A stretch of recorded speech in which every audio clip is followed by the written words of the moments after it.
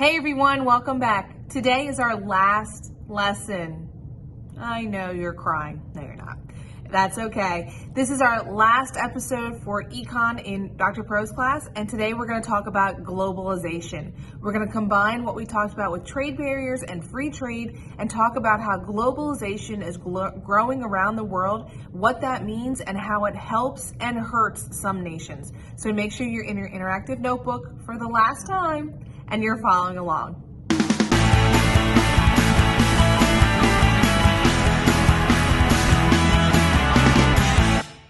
All right, let's go ahead and get started. We're on page 6 of your interactive notebook. And again, today we're talking about globalization. Let's start off with our essential question. Last one, what is globalization and how has it changed how people view and interact with the world?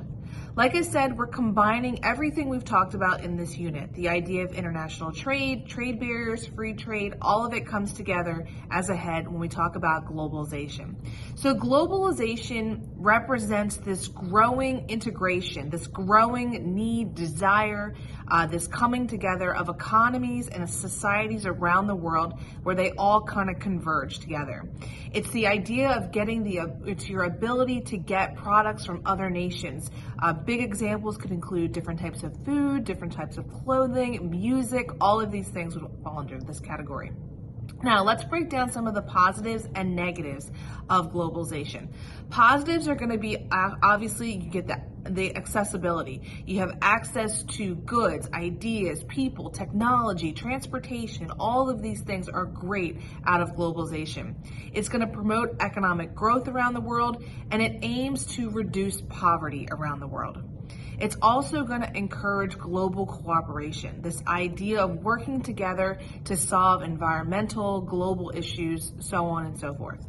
Now, we also have some negatives to globalization.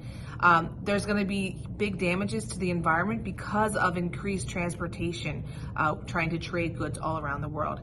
And then, although most nations are trying to combat poverty, it's still a rampant problem going on around the world.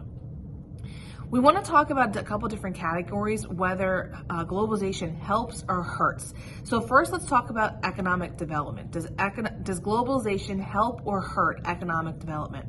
So when we say costs here, again, we're not talking about monetary costs. We're talking about like pros and cons. We're going to do a cost and benefit analysis. So the costs of economic development, like I said, poverty is still something that exists around the world. Even in the United States of America, it still exists. We have less developed nations that are still experiencing extreme poverty, and healthcare and education aren't necessarily accessible to all citizens in different nations.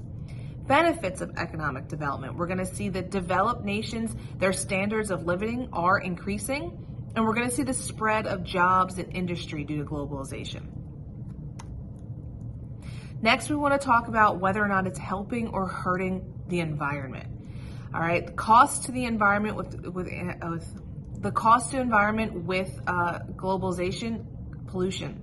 Planes, trains, and automobiles, they cause pollution, and more planes, trains, and automobiles out there doing all this heavy trading that we're doing across different nations is going to cause more pollution. It also has an effect on climate change, and there's going to be more emissions coming out of all those different types of transportation. So again, all this is feeding into not so good news for the environment. Benefits, though, on the other side, we have seen an increase from different nations kind of gearing up and enforcing the idea of recycling. And we're also seeing that different nations are coming together trying to solve these different problems. We have different summits like the G20 summit where different nations come together and try to offer up solutions to environmental problems. So it causes this globalization or this interconnection of nations working together again to solve problems like the environment. Next, we want to talk about whether or not globalization is enriching or threatening local cultures. Different nations, there is a global reach from globalization. This idea of this interdependence of nations working together. There's the merging of foods, of movies, of entertainment, of music all across the borders. And it's a way of sharing culture through cultural diffusion. Now, people would argue on the other side of that is that some colonial, like the Western culture, like from the United States, is kind of impeding on more local or natural cultures. It's going to weaken and threaten local cultures and traditions. Kind of like this idea that you could almost pretty much go to any country in the world and get a cheeseburger from McDonald's. Now, is that pushing out, local indigenous type foods? Some people would argue yes. Some people don't like that. The flip side of that would say that, in the United States of America, I could get just about any type of food I want. You could get Thai food, you can get Japanese, you can get Chinese, you can get Mexican, you can get Portuguese. Like anywhere you go, depending on where you live, you have access to a lot of different cultural type dishes. So again, there's positives and negatives to it. There's going to be pros and cons on each side. We're also going to see through this idea of threatening culture that there is the rapid extinction of different languages. Some countries just say, look, predominantly most of the world speaks English, or this part of the world speaks Spanish or whatever. They're going to move away from speaking their natural language or their native language and start adopting more popular languages that are used around the world. So some argue that that's not such a good thing, and it really does threaten local cultures.